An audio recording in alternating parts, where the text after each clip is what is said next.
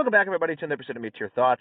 We have a really awesome episode today, talking about some really fun stuff. But first, we need to get the housekeeping stuff out of the way. So check out Blackout Coffee, link down in the description for discount off of your. I think it's a 20% discount off of your first order of coffee. It's super delicious, really good coffee. They support your Second Amendment rights. Also, check out United States Association of Gun Owners.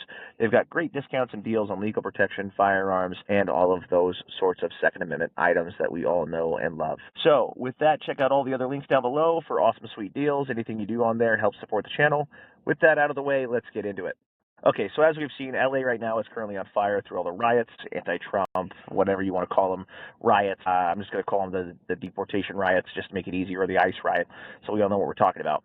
So for those who are maybe unaware, the time I'm filming this is June 12th now. So, it's been a couple days, but basically LA has erupted into riots after trying to stop ICE from doing their job, attacking federal convoys, whether they be SWAT vehicles, vans, whatever, and throwing rocks, Molotovs, all kinds of, heavy violence aimed towards federal agents. We've seen a complete breakdown of civility in these areas, and now we've seen these riots spread to other cities, seen it spread to Seattle. I even touched a little bit here in the Spokane area, and all across the country in major Democrat-led cities. We're seeing things like this. We're also seeing the upcoming events of June. Will be the No King. Well, it's the or they're going to have the big military parade in D.C. But coinciding with that, they're trying to do the No King protest, which is being funded by the heiress of the Walmart fortune. And so this is a nationwide protest that basically is calling Trump a king and saying, no kings in America, boo-boo-hoo, boo-hoo, boo-hoo, we don't like you.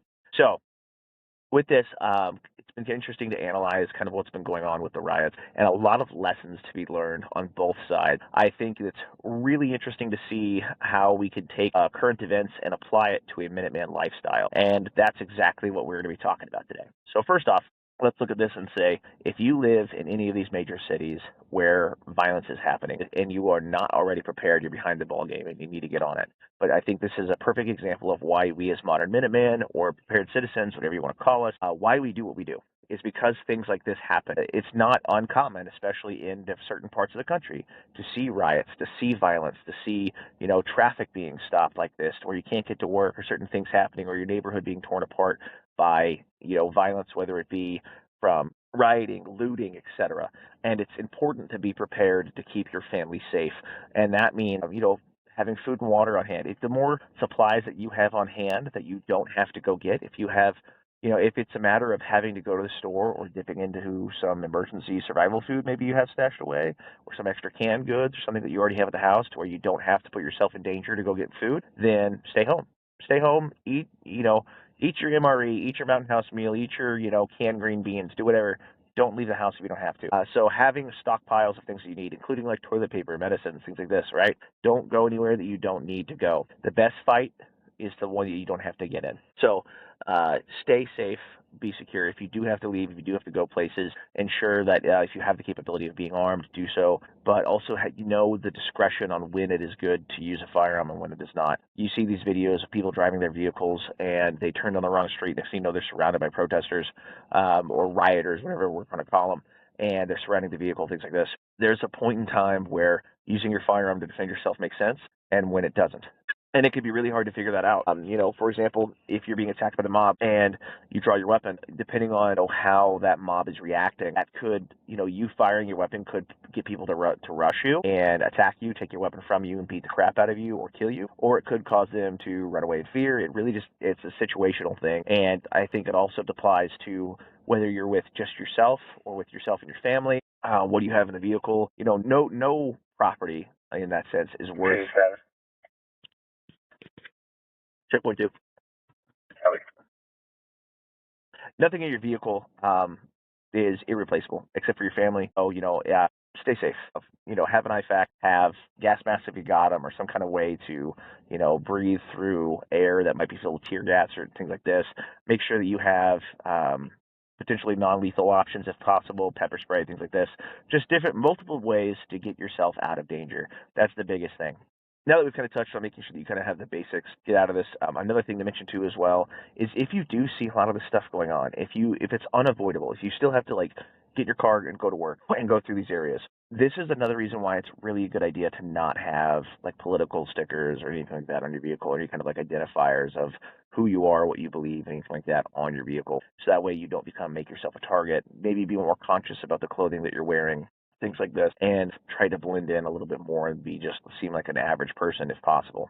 So that way you can avoid whatever violence might be targeted towards certain individuals. Now that we've got that set aside, another thing to think about too is from a Minuteman perspective, you could look at this from both the side of the National Guard and law enforcement and from the side of the rioters, and you can see lessons learned for both.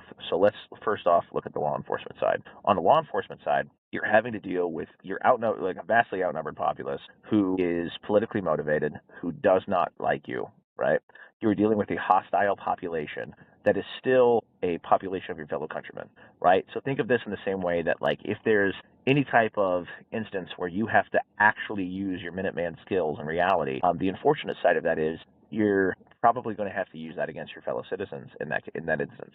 So you probably want to avoid violence if at all possible. Understanding how to use restraint when necessary when dealing with hostile populations is a huge aspect of this as well. A big part of this is you think about, like, okay, so these whenever they're coming out, you see the old footage in LA where, the National Guard's using the pepper ball guns or the 40 mils and launching either rubber rounds or gas or something like that. And these are all non-lethal ways. It's probably going to hurt. It's going to piss you off. You could potentially get hurt pretty bad. Non-lethal means less than lethal. Doesn't mean that it's not potentially lethal. It could be. So, that is a risk that you run with that, but play stupid games, win stupid prizes.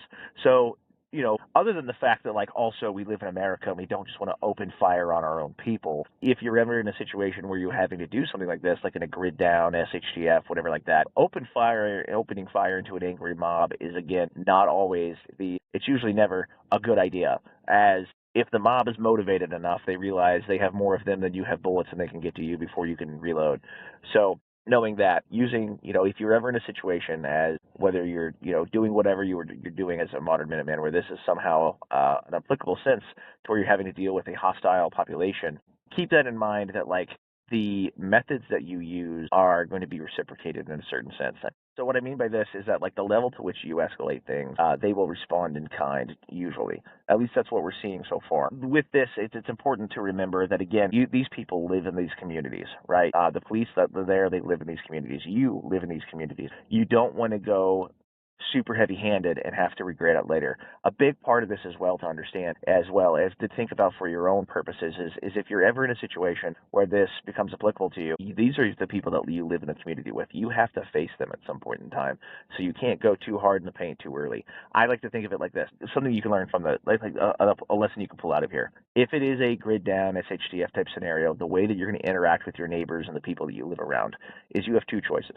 You can be the guy, like the doomsday prepper, that's like, oh, you step on my pork for a can of beans, I'll blast you. This is my food. You had your chance. That guy is not going to go well, because people are going to get pissed off at that individual, and they're going to basically have a collective hatred of that guy. And that guy's going to become public enemy number one of the unprepared.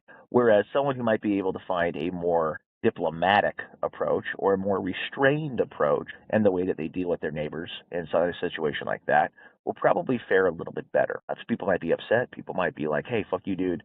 But they won't be mad that, like, you killed Timmy because he was breaking into your house for beans, during the apocalypse. So I know this is kind of a weird example, but I'm just saying, like, the way that you interact with people that are hostile toward you, especially the more the closer to your community that they are, the more delicate the situation becomes.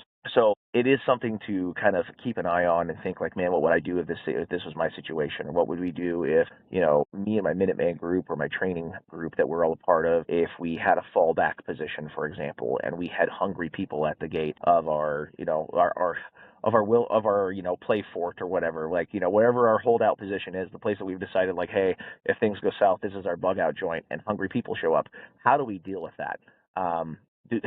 If we just start opening fire into a crowd, that's probably not going to go well for us. But is there a way that we can use restraint, deter people access, and make ourselves a hard target, like being out there, like, again, like these riot cops and these National Guards guys, like making themselves a hard target to where you don't necessarily want to mess with these guys because the juice might not be worth the squeeze, if you get what I'm saying. So I think the biggest lesson there, again, like if you're dealing with an angry populace, like that, or like an angry horde of people coming after whatever you have or whatever you want.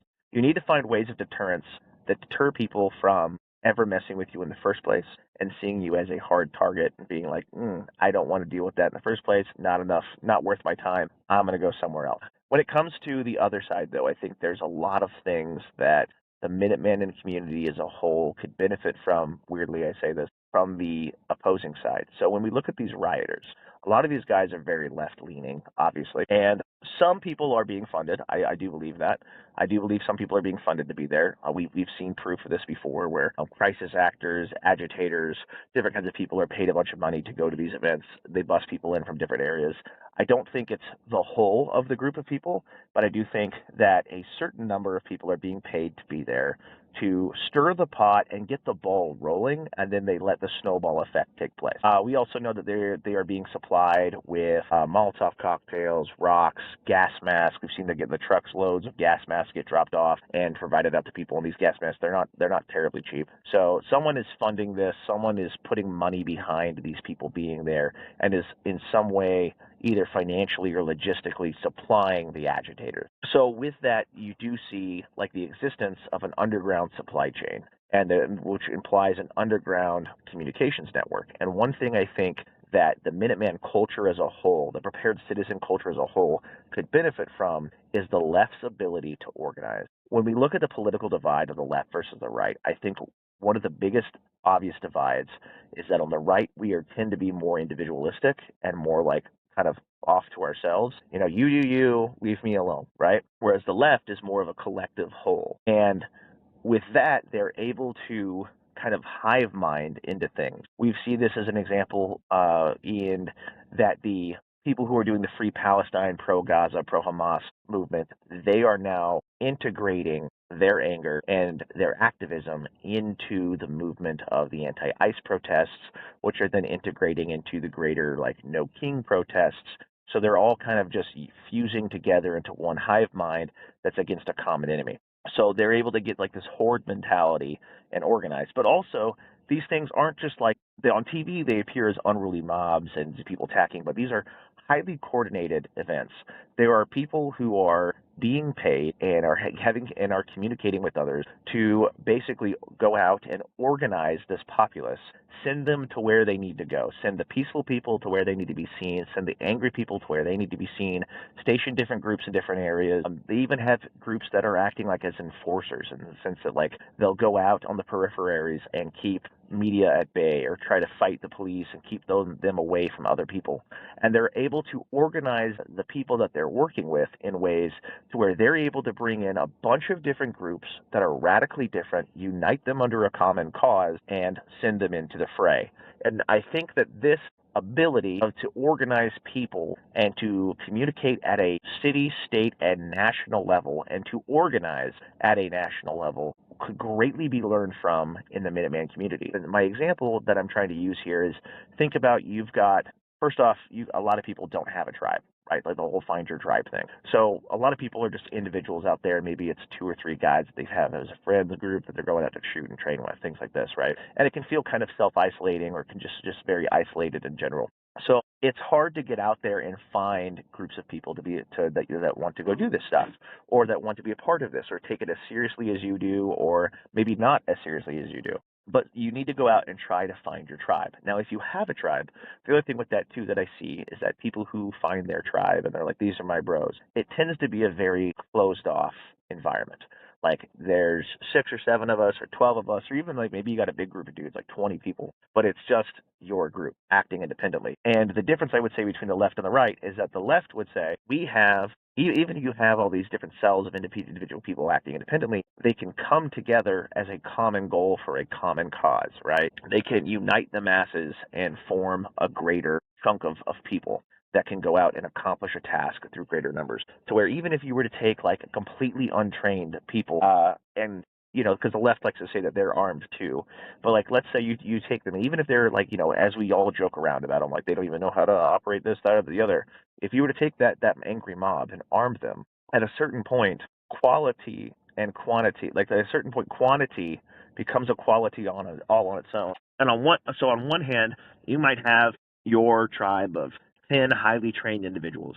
You guys are just experts at what you do. You are super squared away guys. You take this stuff super seriously. But you are up against a violent, ideologically driven group of people who are radicalized to the point that they are willing to throw themselves into the fray like World War II Soviets, whether they're armed or not, up against you because they're just so because they're so radically ideological in their belief. And the reason I say that is like you look at these riots, these people they're not afraid to go to jail, they're not afraid to get in fights, they're not afraid to get arrested, they're not afraid of any type of punishment that it's coming after them. We haven't seen any type of retaliation from the military police that would involve like direct lethal force.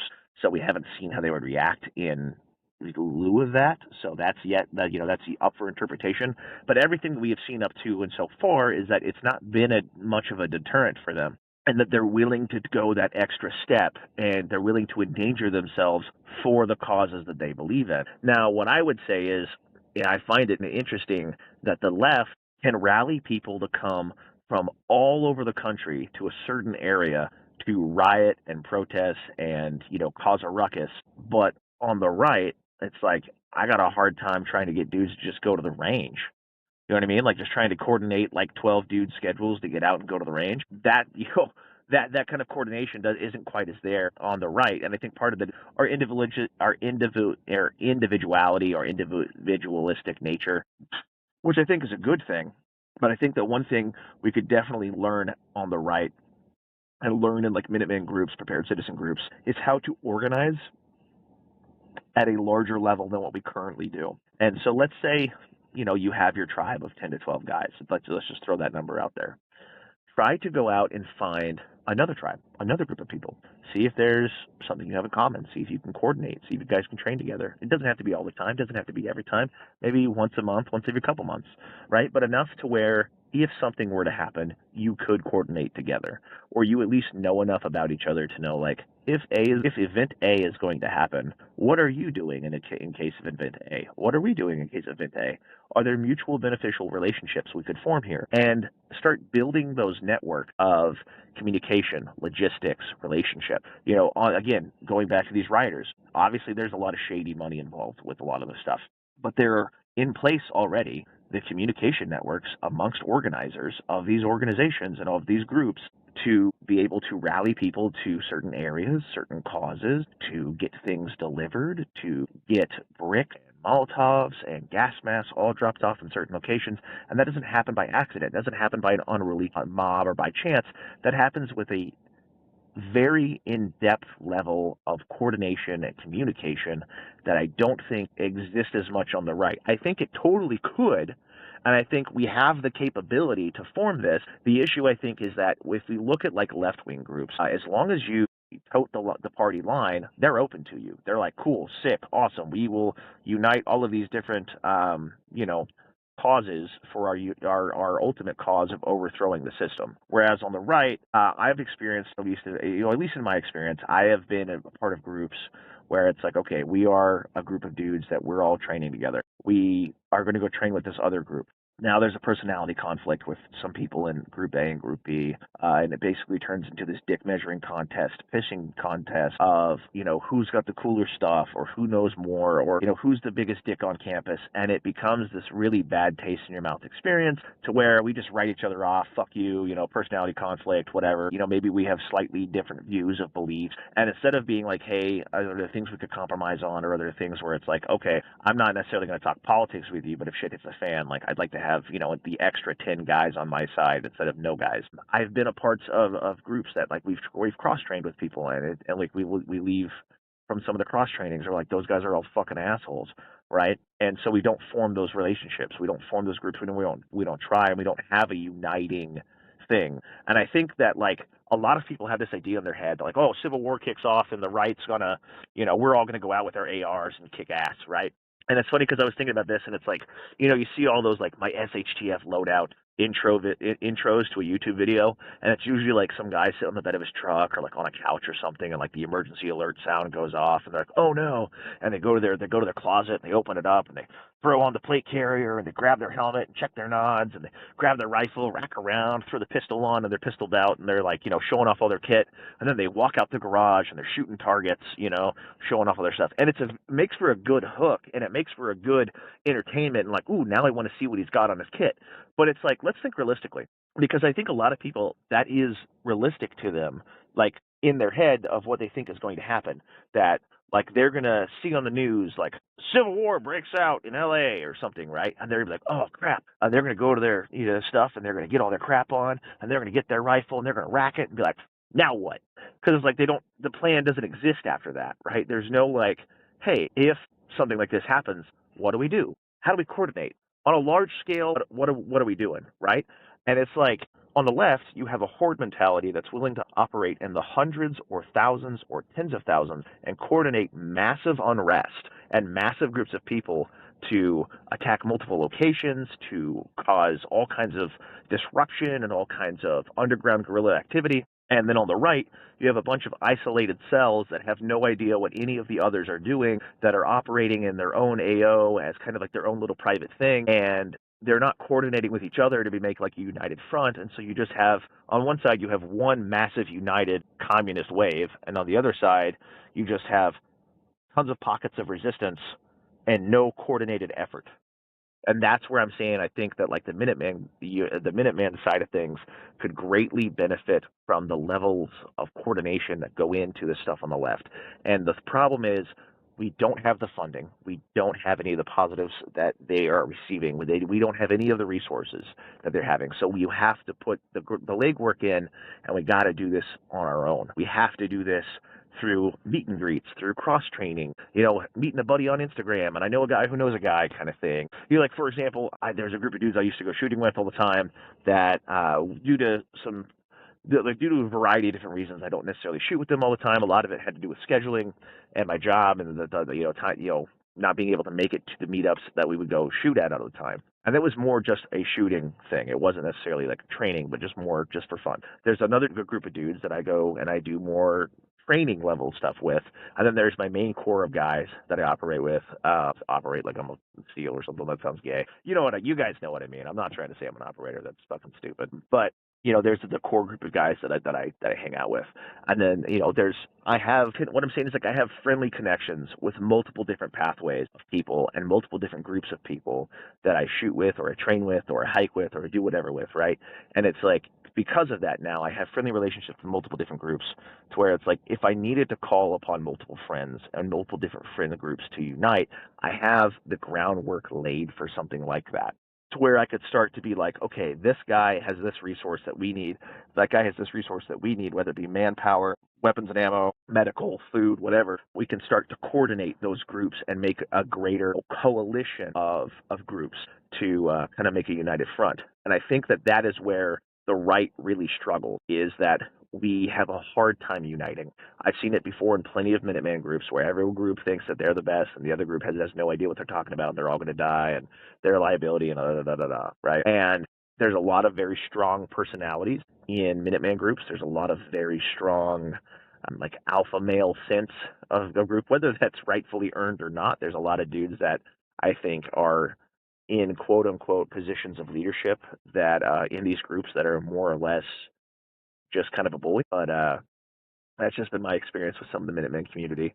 But yeah, it's hard to get to that level of organization that the left has, and I think that's a very big pro for them, because again, it's like, if you arm a bunch of retards and you have a smaller group of highly trained people who are taking this seriously, I would say that the highly trained people do have a certain advantage to a point, but eventually, 100 retards is 100 retards. You know what I mean? It's still a lot of people. And if they can coordinate large-scale efforts, it's not going to matter if you have 10 guys or, 20 guys, if they have hundreds and they're able to coordinate large-scale things like that. So there is a certain level of organization that they do have, as well as logistics. They're able to operate very shady but very well coordinated and very well funded, and they're able to do so under the table and get things where they need to be with without people seeing how or until recently. And they have like this whole underground network that exists, that pre-exists, where like if civil war tomorrow were to break out, the groundwork for the logistical and communication network for the left already exists, right, through the same networks that they use to organize all these protests. It does not exist to the same extent anywhere close to on the right. And that's where my whole point of this is that the right is much more isolated pockets of self-contained tribalistic resistance. Almost kind of think of it like when the West was being conquered, that you had the entirety of the U.S. military moving west, and then you had isolated pockets of Indian tribes that are all looking after their own self-interest, that some might unite, but at a large scale as a whole, they're not uniting the entirety of all of the Indian tribes to fight against the white man moving west. And so they're able to be taken out one at a time or use rivalries against each other, and this tribe turning against that tribe, and then we take both of them out later on. So that's the fear that I have, is that if it were to come to some type of civil disobedience, like some type of civil war, where it was left versus right type of thing, that the right would take longer to get organized than the left would, and the left might not have the level of skill or the level of training or even necessarily maybe the level of firearm access, but they would be united in cause and united in purpose in the way that they currently are today. And, in leftist revolutions, we generally see that they all kind of coalesce into one revolutionary force, and then after the revolution is over, they all eat each other alive. But that's because they've defeated the uniting factor for them. But for them, like Donald Trump and this hatred of him and all things, related to him is their uniting factor. So as long as that exists, they can coalesce and they can become like one cohesive unit. And so that is something I think we really need to work on as a whole in the community, is trying to coordinate larger scale movements in a way. Obviously there's a bit of hesitation, I understand, with that, because there's a bunch of negative views on the mainstream against people like us, against people who are in the Minuteman community, that kind of thing. And we don't want it to be construed as any type of, militia movement or armed political whatever. But I think that leads to the other aspect of this that we can learn from the left, is the idea of optics. Propaganda and psyops have been in warfare for as long as warfare has been warfare. Like even Sun Tzu said that all warfare is based on deception. And so the battle of the public mindset is a huge aspect that I do not feel is talked about enough in the Minuteman community. I think, prime example, living in the Spokane area, I used to go to a bunch of the Pro 2A firearms community rallies around the state as we were trying to get people pumped up for voting for gun rights. And part of the reason I stopped going to these is because you had two types of events like this. You had types where normal everyday people would show up and looked totally normal, looked totally fine. We would go out and we'd hold our signs and hey, Second Amendment for all. We'd engage with people in conversation, blah blah blah. And then you had the kinds where a bunch of dudes would show up in multicam and tacked out to the gills because they wanted to prove a fucking point. And it's okay, I understand you have every right to do this. Absolutely, I support your right to do this. You have every right to show up here and be a boogaloo boy or whatever. However, the public perception is already that you're a gun-toting weirdo and kind of a crazy person for doing so. So if you play into that and dress up like that and show up out here, no one's going to take you seriously or listen to you, because no one's going to give a shit what you say because they think you're a crazy gun-toting weirdo. So to win them over, to win that battle of public perception, you have to kind of, present yourself as a normal individual and then kind of lean into the idea of this is what I believe, this is why we're here, blah, blah, blah, right? Jump all in and you're why don't you have nods? Second Amendment for all, in the sense of we're all tacked out and you're come and take my guns. People are going to be oh, hey, well, hold on. I worked at the gun shop. Just happen all the time, right? You get people come in who are kind of curious about guns. They don't know a whole lot, or maybe they are starting to take that dip and to change their mind. We've had people go from anti-gun to pro-gun. And the best way to do that is just a slow, casual conversation. You presenting yourself as a normal freaking person, addressing their concerns, saying what you believe in a normal way, and building that public perception of hey, I'm not a crazy gun-toting weirdo, out here trying to shoot everybody with my AR-15. I'm just a normal guy. And these are really reasonable reasons as to why I own one of these. And I can kind of win you over time with some exposure to the firearms, safety, culture, the whole thing, right? And there's a process to this. In the same way where it's think about for those who are religious, if you're going to try to evangelize to somebody and tell them about Jesus, right? If you just come straight out and say these are my facts, facts, facts, facts, facts, facts, facts, facts, facts. Some people aren't going to care about like your factual argument, right? Like some people might, but like people are going to be won over by your personality, your ability to show them that like you are showing Christ through your life, not through your words, right? And so they're going to want to see that like, hey, this guy, he's a really nice guy. He's really sweet. He's really awesome. He's a good dude. I like this guy. Like, he believes this, and like casual conversations, not just beating someone over the head like the guys that like hold the signs on the side of the roads, like you're bound for hell, you're bound for hell. Like that works for some people, but for majority of people, what wins is the emotional argument through living that life out, right? And that's kind of where I'm saying with this is when we look at the public perception battle, like in LA, right? The left immediately lost it because they're out there waving Mexican flags, demanding that they stopped deportation while waving Mexican flags and burning their own neighborhood down, right? So immediately the left has lost the perception battle. If the law enforcement side were to have an event occur to where they act too heavy-handedly, or God forbid someone gets hurt or killed, like seriously hurt or killed, whether it be that like a live round is fired or whatever, the battle, the public perception would drastically change, I think. So for example, imagine this, right? Imagine how hard the narrative would be pushed if during these riots, someone were to pop off live rounds at the National Guard, and then the National Guard were to pop live rounds back in response of being fired at, right? One side is going to present the news headline, the National Guard massacred and fires on unarmed protesters. The other side of the media is going to say terrorists open fire on National Guard, right? And it's going to be this battle of public perception, of edited videos, of how people feel about certain things. And whoever wins that battle wins that war, right? Because the hearts and minds are swayed by what we see. We live in a world of social media, of constant influx of information and immediate information. People want you to know your opinion right away on a subject. You can't have any nuance to it. You have to have, an answer now. You can't wait for the facts. That's the kind of the reality of the world that we live in. So if you're ever put into a situation where we actually have to do Minuteman style stuff, it's not going to be in a vacuum, right? The odds of like outside of an EMP or like a legit total global disaster of there being no media presence and no social media presence and no police presence nationwide is pretty low, right? So wherever you are, the odds are that like unless you are actively in the scenario where things have gone tits up, it's probably going to be a lot more like that movie Civil War, where there's parts of the country that are like, refugee camps, parts of the country that seem totally normal, like nothing's going on, parts of the country that are ruling themselves, and parts of the country that are just an epic war zone, right?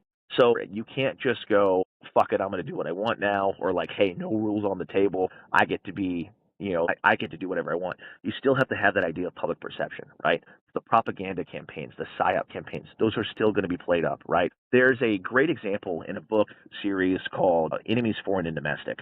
And in the book series, there's basically a decline on America. America is in a economic collapse, and we still function as a country, but it's like a Great Depression. And in the middle of it, the New Madrid fault line has this massive earthquake, and that leads to riots. And in these riots, communities start like holding themselves off because there's food riots and all kinds of violence and anything like this, right? So certain communities are going to their own defense because like it's basically just like an apocalyptic zone in this area. And certain communities are attacked by other communities. And this takes place in Tennessee. And essentially what happens is that at the end of the day, there's a bunch of people in a neighborhood that happen to be white, and there was a bunch of marauders that happen to be black, and they attack. And it is spread across the media as a racially incited violence, not as these guys were marauders attacking our area, we defended ourselves. And so that public shift goes against the people in that community. And that public shift brings about like how politicians react, how police react, how government officials react. And so this is all a matter of things to think about. And how do you win that battle of public perception? How do you win that PSYOP battle? How do you win the propaganda campaign? Every resistance movement across the world has always been heavily focused on propaganda. The majority of the resistance of like World War II, yes, you had like the dudes that were doing like saboteur stuff or assassinations or like the cool, sexy stuff, right? But a lot of it was like just printing underground newspapers of news on the war and giving people hope and spreading propaganda and like we're still in this and the fight's not over. That was a majority of the resistance movements, was keeping the idea alive and winning the public perception battle, making the conquerors look like bad or worse than they actually were, or even or showing the reality of how bad they were, especially in areas where they were more welcomed. And so this was a lot more involved with this was like the idea of propaganda was a huge thing, and I think that's a side of it that luckily with social media it's a lot easier to do stuff like that, especially when we have footage of this. The other thing too to consider is that living in the West, most of us kind of generally agree that there's a certain level of civility, and like if you have some dude who's acting totally normal, calm, and decent, like in a conversation, and there's some pissed off, angry Karen that's just screaming and yelling, blah blah blah blah, that the public perception is turned against the Karen and turned in favor of the guy who's just kind of standing there minding his own business, because that's kind of the way we're wired, right? So in that, remember, like not having a heavy hand is usually a benefit for the public perception battle. Now, the interesting thing I think we'll see coming out of these the LA riots and some of these other things that are coming out of there is it does kind of bring up the question, though, as when do you act? Like, when do you decide to have the heavy hand? In the sense that if the left's goal is to consistently fight, break, pillage, plunder, do all these bad things in a way to cause ensuing chaos, at what point do you say, public perception be damned, we're just doing the right thing?